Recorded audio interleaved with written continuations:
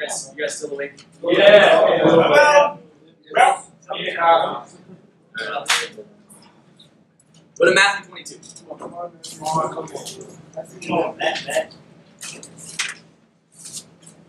on, brother Matt.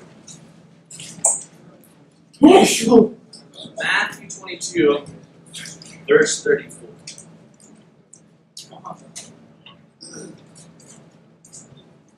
Now, the charge here is to love God.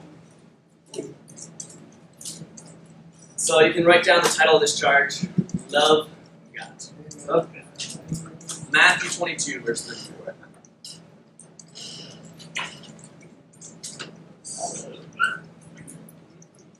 Verse 34, it says, hearing that Jesus had silenced the Sadducees, the Pharisees got together. One of them, an expert in the law, tested him with this question. Teacher, which is the greatest commandment in the law? Yeah. Jesus replied, love the Lord your God with all your heart, and with all your soul, and with all your mind.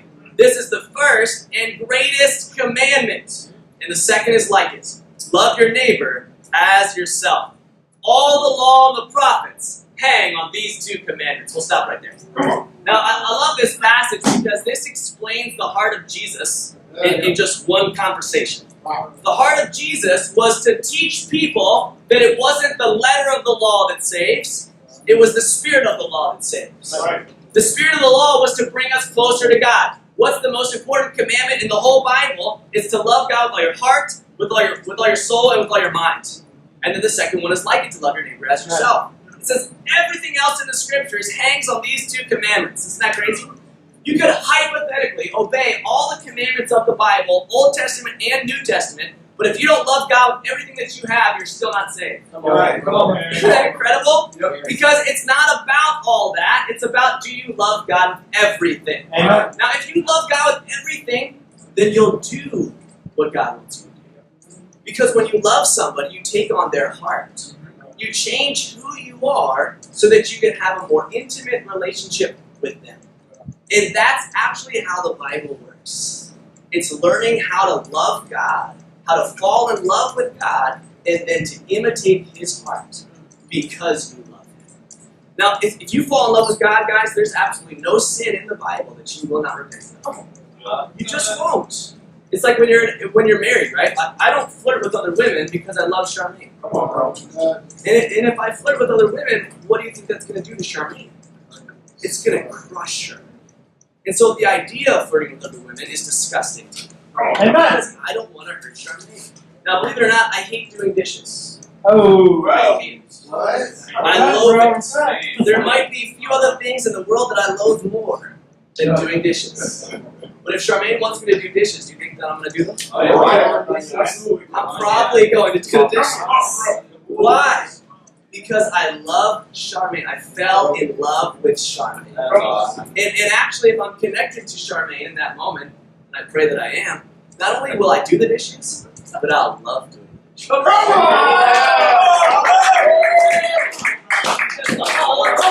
The whole time I'm doing the dishes, I'm thinking, like, this is going to fire Charmaine up so much. She's going to come home. She's going to be so happy when she's trying to feed the baby at 2 a.m. and I'm just sleeping. She's going to think about how I did the dishes, and she's going to be so encouraged. And it's going to change the nature of our marriage. Pretty cool stuff.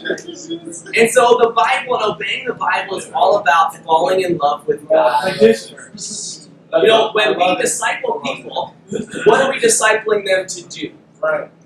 First and foremost, we're discipling them to love God. That's it. And when we disciple people, we're not trying to disciple the symptoms of their life. Come on. We're trying to disciple the heart of what's going on. And we need to have relationships with people where we understand what is their heart, we understand what are their struggles, and then we have the heart to help point them to God.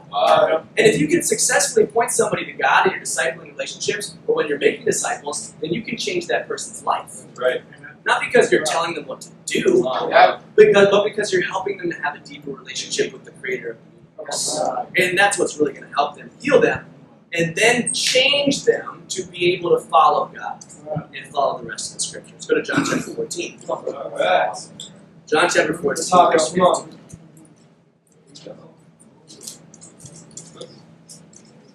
John chapter 14, verse 15.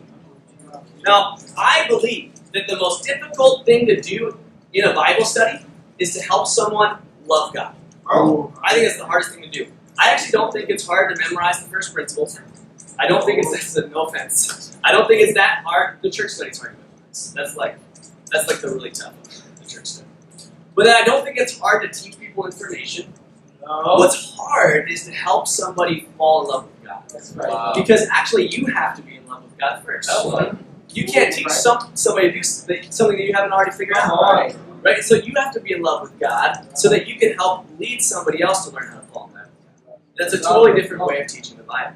John 14, verse 15. Wow. It says, if you love me, you will obey what I command. I love that passage. Jesus just lays it out. He says, what is this all about? It's about love. It's about love for me. When you fall in love with somebody, you do what they tell you to do. Because you're driven by your relationship with that person to do what they tell you. And so it's not the master-slave relationship. It's not a burdensome relationship. It's a relationship that's fulfilling. Obedience is fulfilling. Isn't that amazing? Obedience is fulfilling in your relationship with God. Because by obeying, you deepen your love and you deepen your relationship. And so it's something that we're excited to do. Because it helps us to grow in our love for God. Go to 1 John chapter 5, you see this expressed in a different passage. And in a different way. 1 John chapter 5, verse 3. Come on, brother man.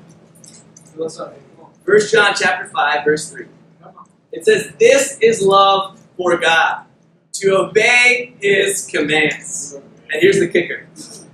And His commands are not burdensome. We'll stop right there. Now, this is where we examine our hearts. This is where we examine our hearts. If we find the commands of God to be burdensome, it's a reflection of where we're at in our relationship with Jesus. Okay? And so questions we should always ask ourselves is, do we feel at peace in our relationship with God? Right? Do we feel happy and content in our relationship with God? If we don't, then we have to work on our relationship with God. If we become duty disciples, then we are at risk of losing the heart, the relationship of being a disciple. It really is the relationship and it's the heart that drives the duty. And when you have the relationship in the heart, there is no burden. God takes away your burden and you find fulfillment in your obedience to the commands of God. What's cool is that obeying a command of God is so much different than obeying a command of man. Yeah. Like the nature of man is that if you obey man, it's just different. It's more shallow. It's more superficial. Yep. But when you obey a command of the creator of the universe, well then you understand that there's something much deeper going on in the spirit of this command. Yep. It's something that is aligned with your purpose in life. It's something that's aligned with your destiny in life. And so you're actually born to obey the commands of God. And when you don't obey them, you feel more lost and more burdened than if you were to obey them. Because then you don't fulfill the destiny of the creator of the universe. Isn't that pretty cool? Yeah. And so it's a different understanding of commands. Go to Galatians chapter 6. Now, what I want to try to train the man and hopefully the church is that everything that we do is because we love God. It's because we love God, and we're here to help each other to love God more. That's really what this is all about. And if we get into the man-focused thing, and if we get into the you need to do this, you need to do that thing, and it becomes just about criticizing each other and judging each other and telling each other what to do, we will lose the heart of God. Yeah, right. And we will not have the church that Jesus wants us to have. Galatians chapter 6. Preach, bro. Come on, bro. Galatians chapter 6, verse 1.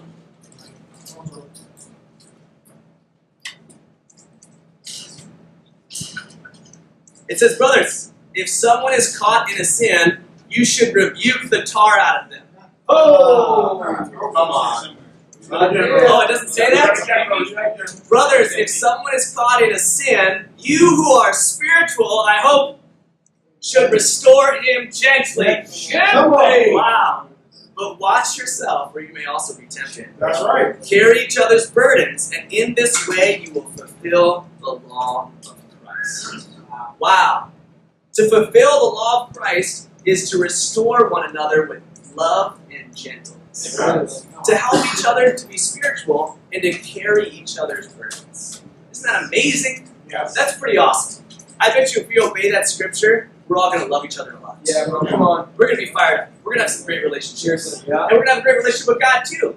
Because we'll be fulfilling the scriptures, the heart of the scriptures, and helping each other to be more spiritual. Yeah.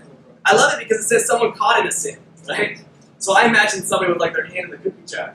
Like they didn't intend for you to find out. It's not like, it doesn't say brother someone who comes to you and confesses. It says brother someone caught in a sin. Yeah. Like, oh, that sounds like the worst situation. Amen. But it still says restore them gently. Amen. Help them carry their burden. You know, I find a lot of times when people don't obey the scriptures, there's reasons. There's reasons why. It's not always just broken down to the simple, I'm stubborn and rebellious and I want to break the commands of God. It's not always like that. Some people find themselves in a situation that they don't have the faith to get out of. And it's really difficult. Now, they are lost, they do need restoration, but the answer isn't rebuke. The answer is get in their life, figure out what's wrong, and help them carry that burden, inspire them and give them the faith that they need so they can be picked up in their relationship with God and be restored spiritually. Right. Come on. So that's what God's calling us to do. Now, I think the call is on two sides, right? So from a leadership perspective, we have to be gentle. We can't be harsh. That goes, obviously, for me, but I'm not the only leader in the church. There's Bible talk leaders as well. And there's also every person that disciples anyone else. You are a leader. Everybody's essentially a leader. If you're a man, you're a leader, period. Because you're going to be called to, at the very least, be an example for all of the women. Oh. And so you're called to lead. So every leader is called to be gentle and loving and to really be in each other's lives to help people carry the burdens that are in their life, not just rebuke and do all that stuff. And so that's the calling of one side. Now the calling on the other side, I believe, is that you need to be vulnerable and you need to be open about your life. It's very, very difficult to lead someone who does not tell you what's going on in their life and doesn't express openly their fears, their concerns, their faithlessness, and their troubles. And so what happens, I find a lot of times, is that leaders don't know exactly what's going on in somebody's life. And then what happens is, this is still wrong, but they assume sort of the worst possible situation. When in reality, they don't know what the details of that person's situation really is. And now, that's obviously the leader shouldn't do that, but at the same time, we have a responsibility to be real about where we're at. And if we don't tell people what we're really going through, how can we expect them to be involved in our life and help us? So we have to be vulnerable and we have to be real about what our troubles are and what our burdens are.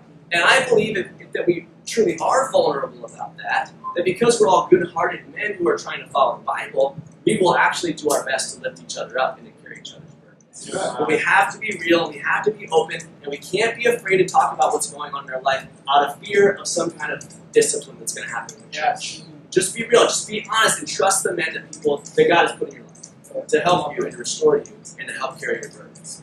Now, we have a lot of responsibilities as disciples, and this does give us pressure, right? So what responsibilities do we have? We have to share our faith every day. We have our quiet time, which hopefully refreshes us. It doesn't add to the pressure.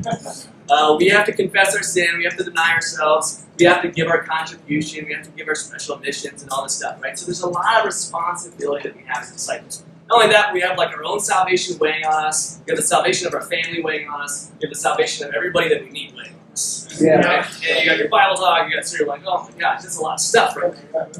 Well, the only way we're going to be able to handle this stuff is if we're talking to each other, if we're open with each other, if we're real with each other, and if we're helping each other carry each other's burdens. That's the only way we're going to be able to do that.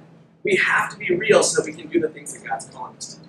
All right, James chapter 2. Come on, Aaron. James. Hey, bless him, man. James chapter 2, verse 12.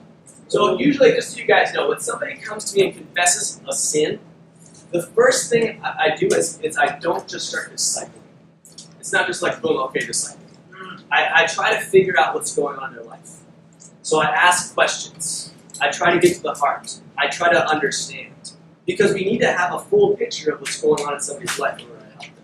James chapter 2, verse 12. James 2, verse 12. It says, speak and act as those who are going to be judged by the law that gives freedom. Because judgment without mercy will be shown to anyone who has not been merciful.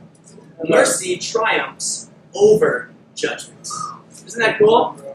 Man, this is powerful and this is deep. You know, what always blows my mind is this is expressed through the sacrifice of Christ.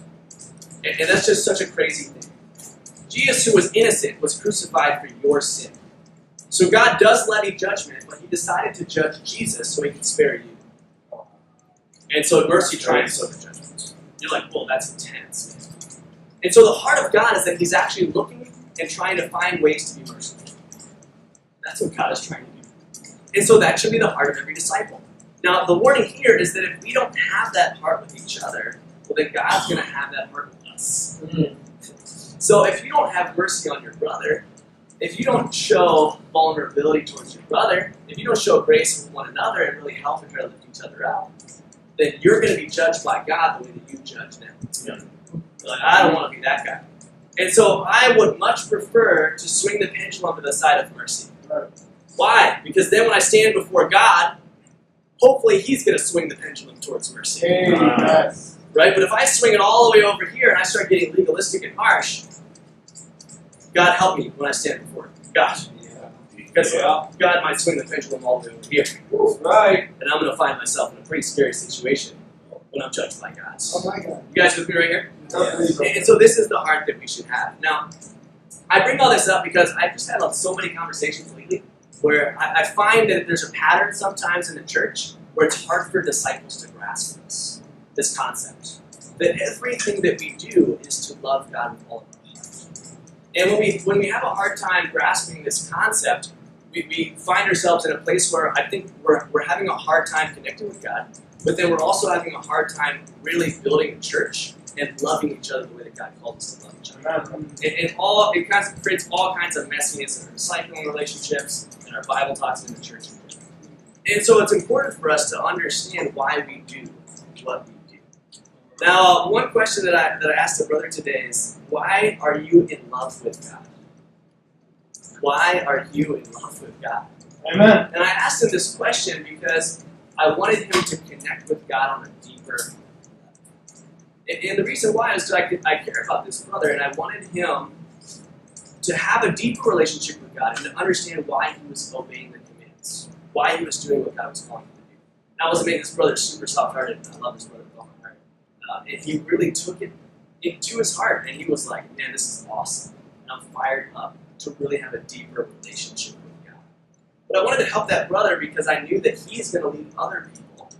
And I want him to transfer that heart to the people that he leads. And if we transfer a heart to the people that we lead that's just all about obey, obey, obey, but it's not love, love, love, then we're going to have the wrong church. You guys with me? And so that's the heart that we focus on. So that's the question. Why are you in love with God? That's the question. And I'm asking you that question. Why are you in love with God? I remember when I fell in love with God. And the reason I fell in love with God is because I was empty and I was destroying my life with sin. And I wanted to die. I wanted to kill myself. Because I had nothing. Because I didn't have a relationship with God. And then I saw God calling me out of my sin and loving me anyway. And I never felt anything like that before. And so I repented and I became a disciple. You know, what's crazy is after I was baptized, I did actually commit impurity a couple times. And the last time I committed impurity, I went to confess it to my disciple. And I confessed it to him. And I was just like really down on myself. And I was ashamed of myself. And I was very self-condemning. And I was beating myself up. And I was just, you could tell that I was just being weird. And my disciple looked at me and he's like, bro, you're acting really weird. He said, you're acting like a Catholic. And I was like, what? It's like, what are you talking about? What does that mean? He's like, well, the whole Catholic thought is that if you sin, you have to punish yourself to show God that you're sorry for your sin. And then he read me the scripture about worldly sorrow versus godly sorrow. And I never masturbated again. Isn't that crazy? And it was just like a light bulb went off in my mind. My sin isn't about me. My sin is about my relationship with God. Like, why was I feeling sorry for myself? I should have been sorry for Jesus dying on the cross. Oh, yeah. And I started to understand that. It started to help change my heart so that I could have a proper relationship with God. Yeah, come on, bro. So why are you in love with God? What I want to do is I actually, every men's meeting week, would like to have one brother come up and share with everybody why they're in love with God. And I want to start doing this in every men's meeting so we can start to hear each other's hearts about exactly why we're here. Why are we disciples? Why are we fighting all of our hearts to build God's kingdom? And so actually the way that I wanted to do this is I wanted to draw a name out of a hat every Wednesday, and then whoever's name is drawn, then the Holy Spirit is choosing that person to share for the next week. And they'll get a full 2 weeks to reflect on their relationship with God, to think about why they fell in love with God, and then to share it with us the next time. Ooh. Pretty cool? Yeah. All right, so let's do that right now. I'm going to write down some names here. Come on, bro. Come on, Eric. All right. Bear with me while I write down everyone's name. TH over. There's some faces that I don't see here. Do you want to be a part of this? Yes. All right, what's your name? Yeah, bro. Sometimes my section time. I can